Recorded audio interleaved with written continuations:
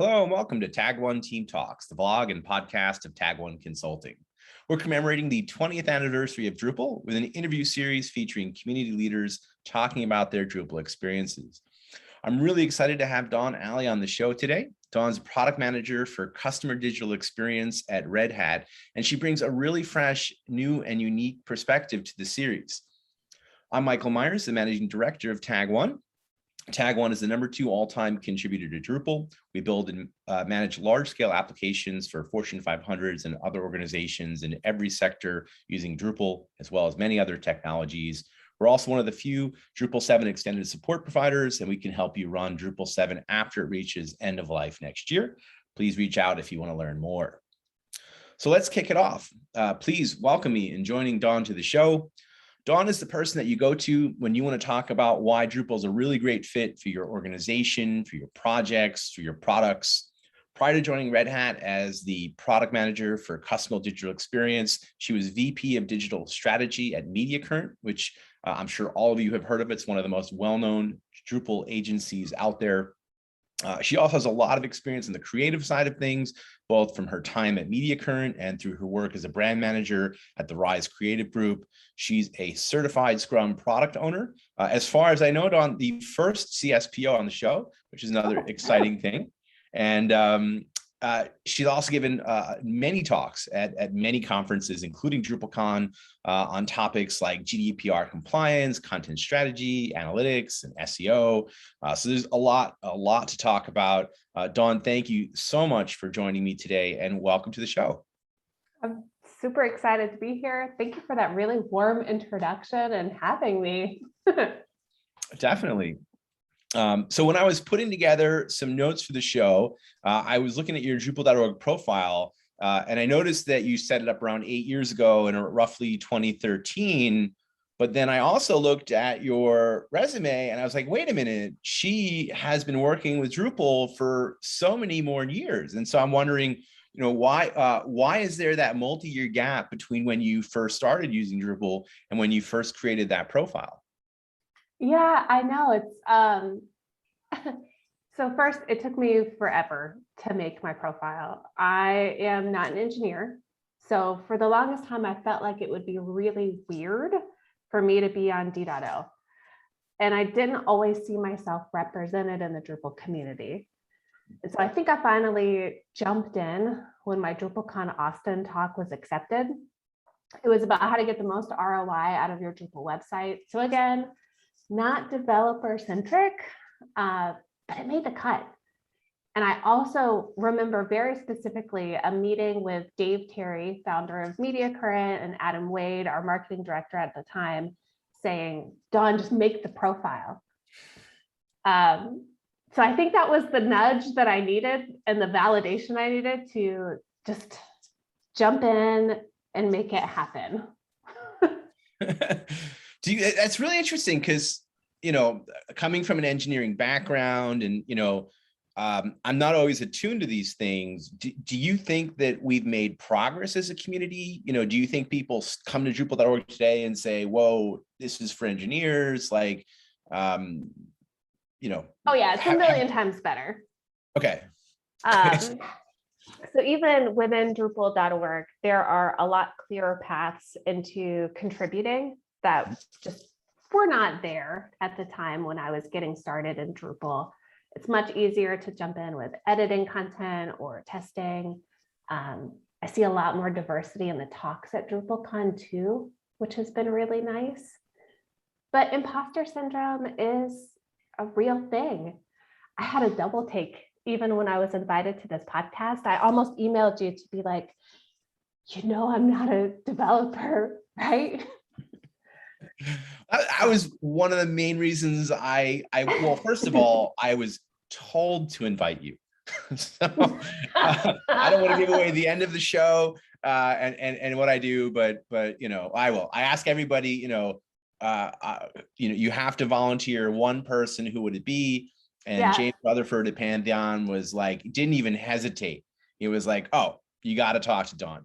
And so I was like, okay. And I looked you up and I was like, this is awesome. We need we need more perspectives. And, and I think that, I'm as guilty of this as many people. You get so in the zone of, here are the people I know, and I tend to gravitate towards, a lot of engineers. And so I was really excited that you said that you would join us, because, you have that perspective. It never occurred to me that Drupal wasn't friendly. And as soon as you said it, I was like, oh, of course not. And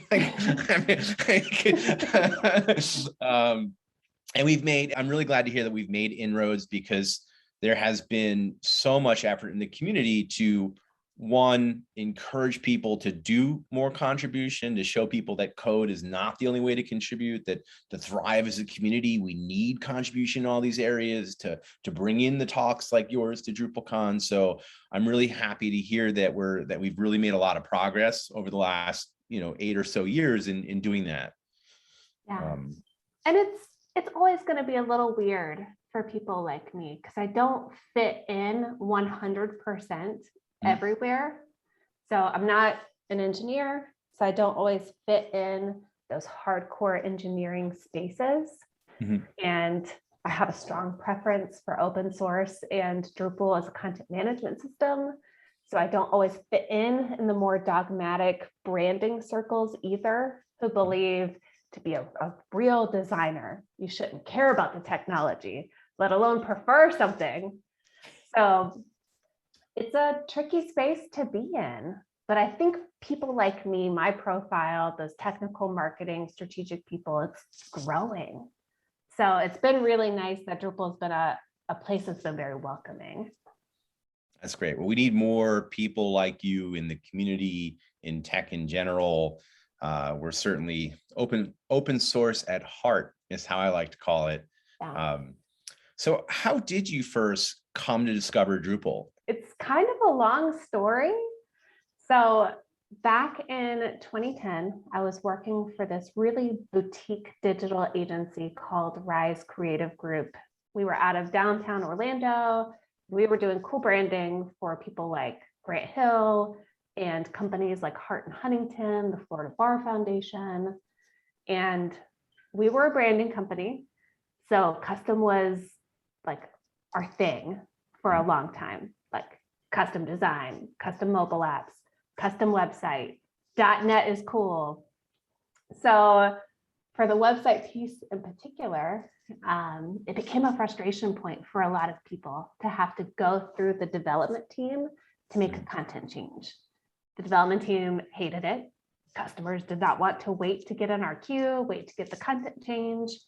So we started looking at what technologies existed and looking at content management systems in the market at the time. There were 3 main players, and we picked Drupal. It gave us all the things we needed, let us still scratch the custom itch, and enabled us to help customers build their business really fast, because we weren't doing everything from the ground up, and on a really reliable technology. So that was the first kind of taste. Mm-hmm. And is that what got you hooked on open source? Because I mean, you went from there to Mediacurrent, which was really, hardcore into Drupal and open source, and from there to Red Hat, which is, the pioneer of so much of open source. So it's crazy to go from, the sort of bespoke boutique to, Yeah. I know my career path has been so strange. So I feel like moving from Rise, where I had to spend a lot of time selling people on why Drupal was a good idea, to Mediacurrent, where I doubled down hardcore on Drupal. The people coming to Mediacurrent, especially at that point in time, they had already chosen Drupal, and they were coming to find a really strong Drupal technology shop. So we were outsourcing our strategy and design work, either to be done in-house by our clients or by somebody else. So Dave took a big chance on me and let me found the strategy department at Mediacurrent. And I think that's when I really super fell in love with Drupal, because man, we were growing so fast. I was learning so much from those people. And when I was looking for my next career move, I knew I wanted to stay open source. And I knew I wanted to stay in the Drupal ecosystem. And so Red Hat was like a lot of wins for me. Red Hat's obviously strong open source, and all of the web properties, including the one that I manage, run on Drupal. So awesome. Sticking to Drupal hardcore. Real quick, tell us a little bit about the Drupal usage at Red Hat, because they've been a really long time user of Drupal. I mean, I want to say like a decade in my mind, maybe more, that they've been using Drupal. Yeah, that sounds about right. So anytime we do anything at Red Hat, we look to start with open source. Like literally everything about Red Hat is open source. The way we make decisions is open source. The technology we use is open source. So Drupal made a lot of sense for us. The property that I work with primarily is our customer portal. Massive site. You can see it at access.redhat.com. And it is a mixture at the moment of Drupal 7 and Drupal 9 as we go through our migration process. But yeah, awesome. All the core properties are Drupal. Very cool. So from your perspective, what's the best part about being a part of the Drupal community? I think there's something really special about that shared Drupal experience. Mm-hmm. And I guess it's so obvious that at one point, especially when my husband and I were first dating, he could pick up on it. I would introduce him to someone and he could really reliably tell if this was somebody from the Drupal community or somebody not. I guess the energy exchange is really undeniable. Or maybe we just see other people who resonate with us. Like we have the same sense of humor or the same sense of, I don't know what it is that makes it so undeniable. Wasn't the DrupalCon socks, the t-shirt, the plushie that gave us away. I mean, it could be the undeniable love of karaoke. It could be a lot of things, but I guess it's abundantly clear, even for people outside of the community. And, I feel like my longest friends I met somehow through Drupal. So whether that's in a co-working situation where we're colleagues, or even a vendor client relationship, there's something so sticky about the Drupal community that I love. Without Drupal, I wouldn't have those close relationships. I'm sure, if a sociologist hasn't studied the community, they should. I'm going to do some digging and see if we can get someone in, because, there is something amazing about the people. And I don't know, I could never put my finger on what differentiates it from all these other communities that I'm a part of, and why that is always the case with people that I talk to about Drupal. Yeah. I got the chills.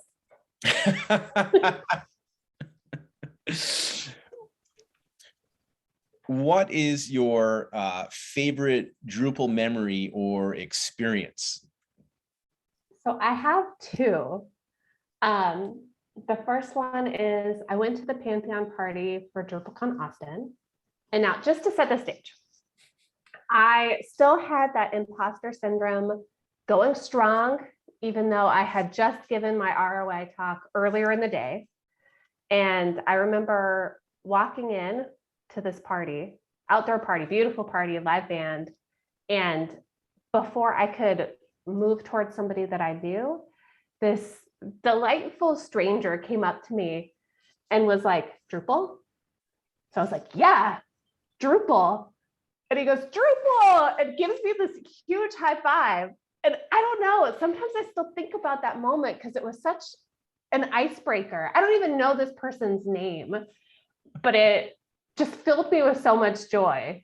So that was number one, that instant acceptance. You're part of the Drupal community, you're in. So that gave me all the warm fuzzies. And then professionally, I think my favorite memory was going to Manhattan to pitch a really large insurance company. They hadn't picked Drupal yet. They were looking for someone to help them take on an entirely new direct-to-consumer market.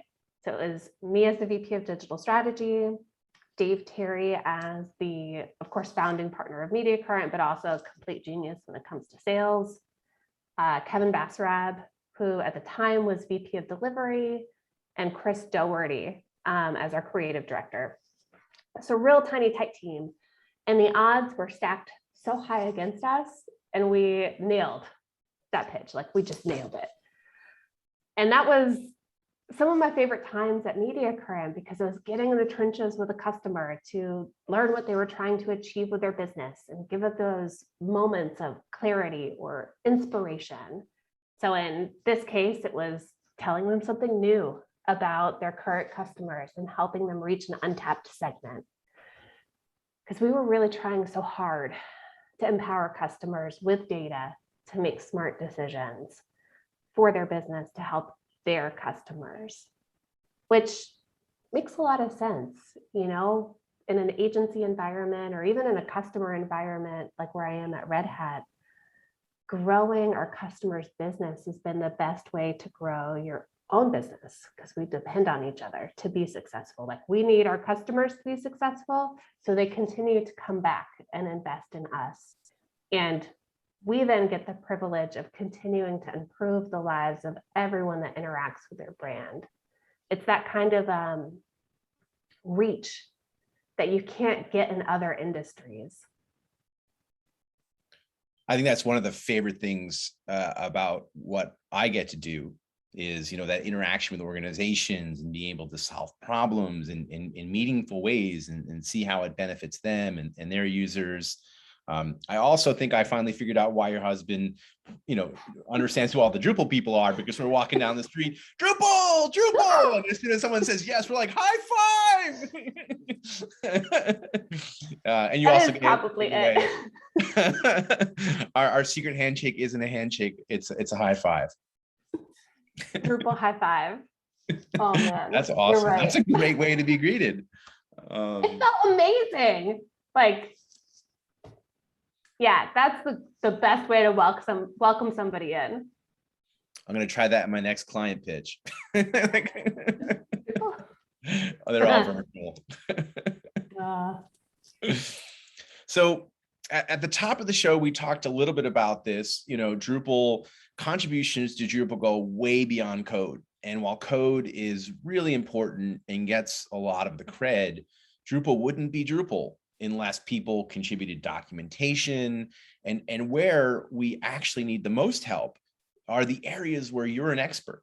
You know, Drupal needs to be better marketed, better positioned, you know, where we desperately need more people with your background to come to the website and say, not only do I belong here, but I can really help here. So I'm curious what your first contribution experience was like. You know, what it was, how it went. I don't know what you remember around it. So I don't have a commit to my name. I remember trying to do Drupal ladder and like curling into a ball and crying years and years ago. So my definition of contribution is different. My first one was hosting Drupal meetups in Orlando and giving free marketing workshops. So that's where I really got to know Drupal and help close the gap, which at the time felt like an ocean between marketing, business people, and Drupal. The unsung heroes, these local community organizers, I've talked about this in some of the interviews in the past. To me, they are the backbone of this community. You know, not so much with the pandemic, but, historically, every week, every night, every city, there was a Drupal meetup somewhere in the world. And because of this robust local community, I think that's a critical reason as to, what drove Drupal to the success it's seen today And, being a local community organizer is really challenging. It takes a tremendous amount of effort. And, you guys deserve tremendous credit for doing all of that. It's been super fun. Oh, yeah, sorry, I didn't mean to interrupt you. Nonsense. Of all of the contributions to Drupal that you've made, is there something that you're like, oh, I did that? Like, I'm really proud of that. Yeah.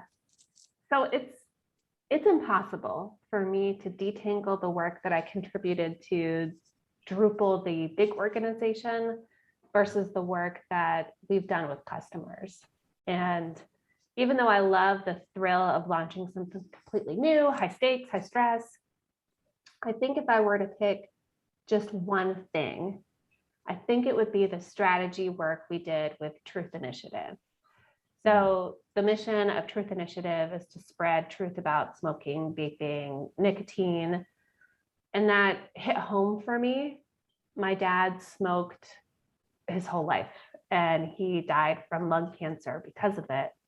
So working with Truth Initiative, it made me feel really connected to him, because at that, my dad died when I was a kid. So being able to help them get that research in front of as many people as possible and having that instant gratification, well, like instant in 3 months gratification of seeing in hard numbers, more people reach their website, increases in organic search, 600 new keywords in search engine result pages. It was so personal for me and so meaningful. Like that felt like such a win to be able to help them reach that new audience. Yeah, it's one of the most fulfilling parts of what I get to do, is when, I love all of our clients. Yeah. And, and we get to work on some really exciting projects with clients. But when we do something that helps make the world a better place, that helps, people, be better, like that is fulfilling on a level that, it just feels, so to have that personal connection, in addition to that, is amazing. And I think that, I think one of the things that I've always loved about Mediacurrent is what you described. Like they did it right. The way that you give back to and contribute to open source is by scratching your own itch, by, doing things in an open source way. And through the work that they did the work they do for their clients, they contributed back to open source. They still are a top contributor to the platform. And that's the way it should be. It's not an afterthought. It's the way that you do things. And so I think it's great that your favorite contribution is inextricably linked to what you did as a commercial company in the ecosystem. If everybody did that, Drupal would be, orders of magnitude greater. And that's where we need to be. So what about a contribution that you wish you could hide or erase? This is one of my favorite questions, because everybody sees your success, and not everybody gets to see some of the things that got you there. And I think it's important to share, that we all learn some lessons. So if you were to look back, is there something where, you're turning a little red, or you're like, oh God, I can't believe I did that, or I really wish I could change that? Oh yes, I will probably turn red just in telling you this story. So I have a bit of a type A personality, and I agonize over preparing for big presentations. So for my first DrupalCon talk, I remember editing my slides up until the very last minute. And of course, the night before, I had the brilliant idea to talk about marketing automation. It was a win-win, fit perfectly into the ROI talk that I was already moving towards. At that point in time, I think this was still in Drupal 7. We had just flipped over the marketing automation modules like Pardot, Marketo, Eloqua into Drupal 7. And so I started adding these slides. Did I talk about this ahead of time with Adam Wade or Jay Calicott, the people pioneering those integrations with Drupal? No, I did not. Did I get a designer to help me make these flowcharts and graphics? Nope. It was just me in my conference room typing away for these slides. Was it a total disaster? So, no. Well, the content was solid, and I think it hit the audience. But I think I gave Adam Wade a mild panic attack the moment I flipped to the slide to this new marketing automation flowchart that he hadn't seen before. I can still picture the way his eyes opened so wide. So I learned some lessons through that process. You're touching a personal note for me, because you made me think. I can't remember off the top of my head. Lullaby used to have like a conference series, and it was like their first or second one of them, and they invited me to speak. And it was the first time I had ever spoken at like a big event. And I put together a presentation, and I don't think it went as well as yours did. And I remember like being so grateful for Jeff Eaton. I think I finished like at least 15 minutes early, maybe even more, because I was like so nervous and speaking so fast, and he like peppered me with questions, and got it to at least 10 minutes early. But it was, oh yeah, I really hope that wasn't recorded. Those people in the audience, they're like pure gold. The ones that can feed you the easy questions and let you run out the clock. Bless them. I think one of the secrets to giving a great presentation is to have a plant in the Yes. audience. Someone who can like break the ice with that first question, because then the rest of the audience goes. Yes. Definitely. So when you think of all the things that you've learned along the way, is there something that you learned the hard way about Drupal where you're like, I really wish someone had told me about this, or I want to share with other people because damn. Like yes. Oh man.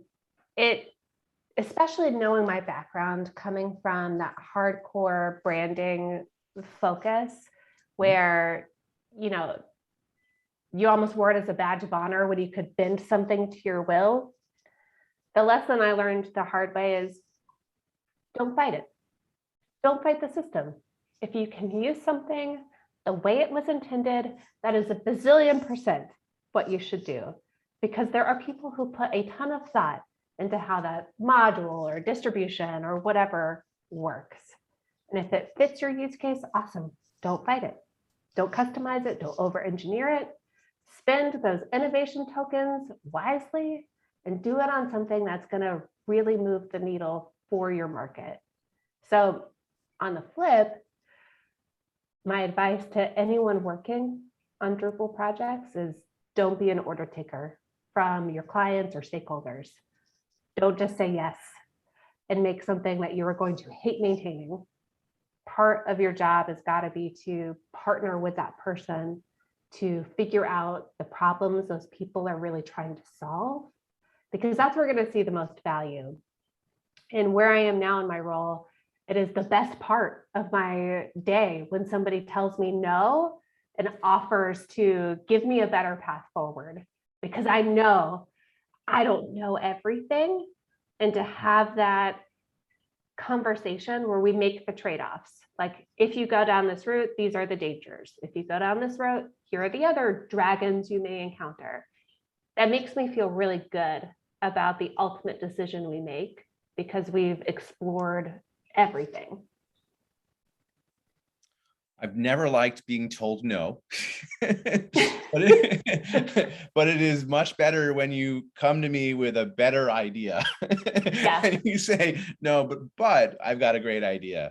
I think that's really great advice for people, because especially given, the way that the community operates. You can't fight things. It really is a good point. You got to work within the system to get to where you want to be. And, the more effort and energy you spend trying to fight it, the more you're just tiring yourself out and getting nowhere. So, yeah, agree. Given your background in strategy, the fact that you've been in the community for over 10 years, what do you think the biggest threat to Drupal is? So I don't worry as much about people choosing Drupal for the first time. I worry about retaining and deepening the usage of Drupal in existing adopters. Businesses are always reevaluating their budgets, spends, allocations, and now that I'm client side, I'm more aware of discussions happening around technology choices than ever before. And when you are staring down a huge migration from Drupal 7 to Drupal 9, and it's going to take multiple quarters or even years, businesses are naturally going to be evaluating if this is a good idea or if this is the opportunity to pivot technologies into something that is easier. We all know there's no easy button in this space. Like, it takes a long time because you probably customized your Drupal 7 site into the ground, but the people who are controlling the dollars don't always have that story and awareness and context. That's my worry.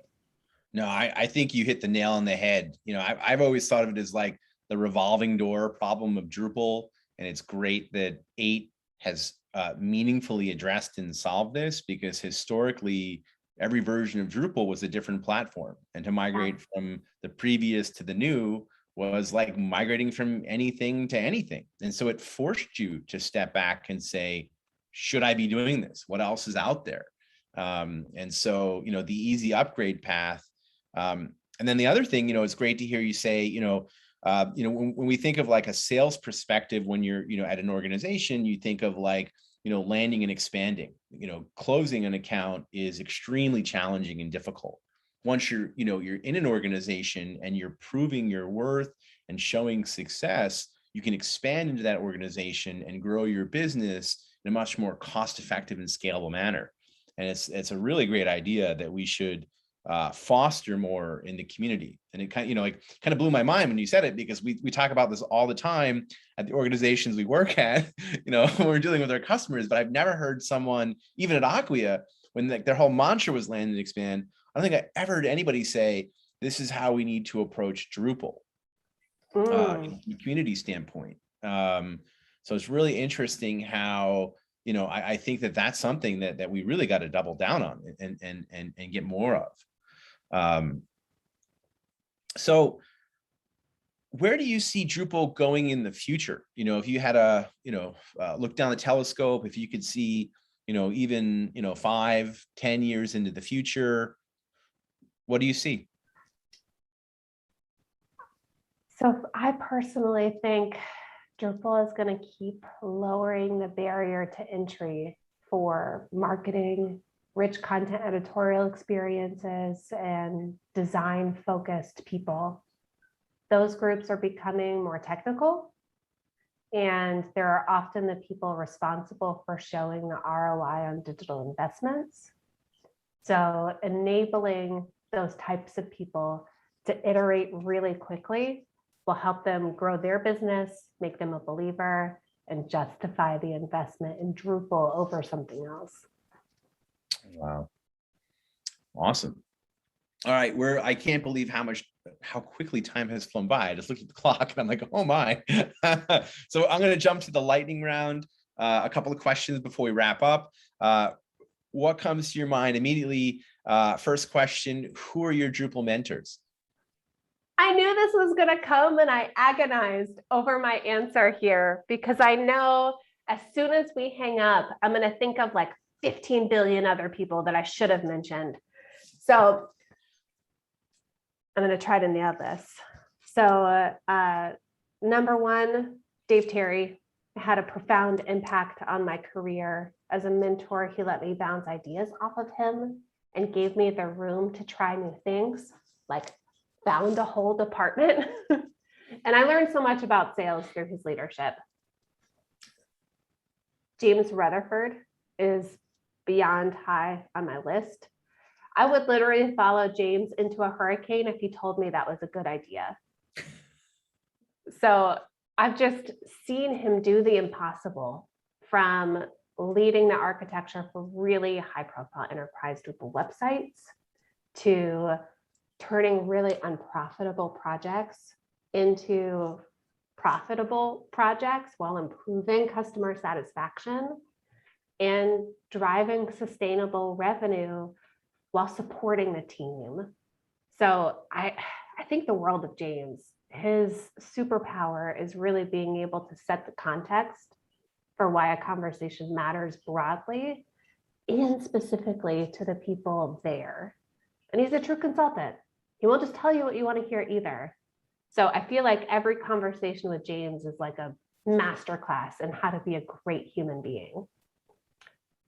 And I have also asked unending questions to all of the ridiculously smart people I have been lucky to work with, like Melissa Bent, Brian Gibson, Damien McKenna, Bob Kepfer, Bio Fidoki, Zach Hawkins, Alex McCabe. So many.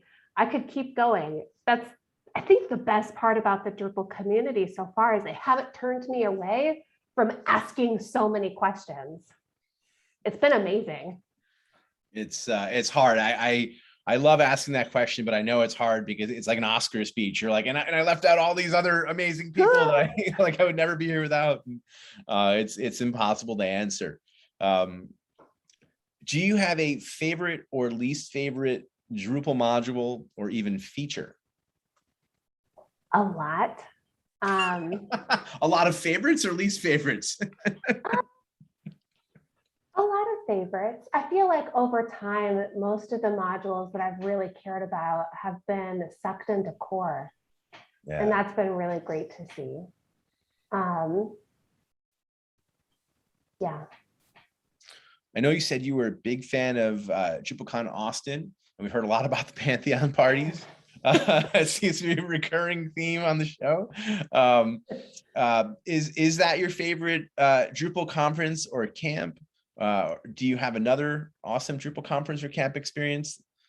I think DrupalCon Nashville might have been my favorite. Okay, so DrupalCon Austin had that cool bowl in the middle of the conference, and so that was really fun. Can't miss out on the bowl. But the fun thing about Nashville, I feel like the karaoke in particular was incredible. Just incredible karaoke, incredible music scene, and the birds of a feather for Nashville were just really amazing. Great conversations. That's another thing I hope was never recorded with some of the karaoke at Nashville. Oh, I have pictures. Oh my God. You as you were saying that, like, visions popped in the back of my mind that I had completely forgotten about.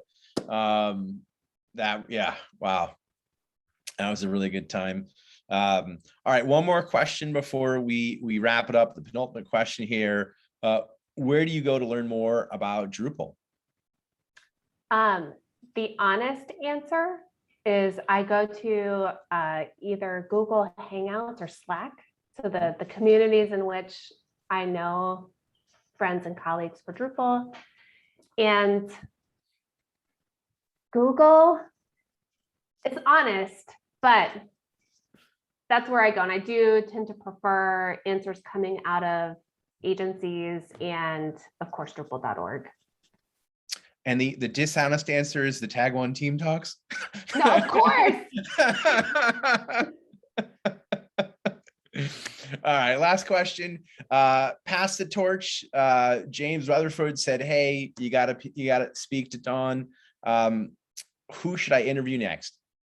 So first, I hope I made it worth your while, and this has been a fun talk. Second, I would probably say Jason Smith. I feel like Jason is kind of famous for his work on weather.com. He's also solving some of our most complex Drupal challenges at Red Hat. And with interviewing Jason, you get his like off the charts genius brain and undoubtedly a ton of dad jokes. Like, I think it's a win-win for you. I'm sold. I'm a big fan of dad jokes, and I had a couple of chances to meet him when he was working on some of the weather.com stuff with you guys. And I mean, that was just, that was such a milestone for Drupal, such an amazing project. And we definitely need to talk about that experience more and talk to him in general. I will be sure to reach out. Dawn, I wish we had more time. This was awesome. I really enjoyed chatting with you. Time flew by. And there's so much more I'd love to talk about. This was a really great perspective. We need more folks on the show that can, give us the insights that you have. I really appreciate you joining me today. To all our viewers, we really appreciate you joining us as well. If you like this talk, please remember to upvote, subscribe, and share it out. You can check out all of our other interviews in this series at tag1.com/20. You can also check out our past Tag1 Team Talks and the latest technology topics at tag1.com/talks. As always, we'd love your feedback, topic suggestions. Who do you think we should interview next? You can reach out to us at talks@tag1.com. That's tag1.com. Dawn, thank you so much. And to all listeners, again, thank you for tuning in. Take care.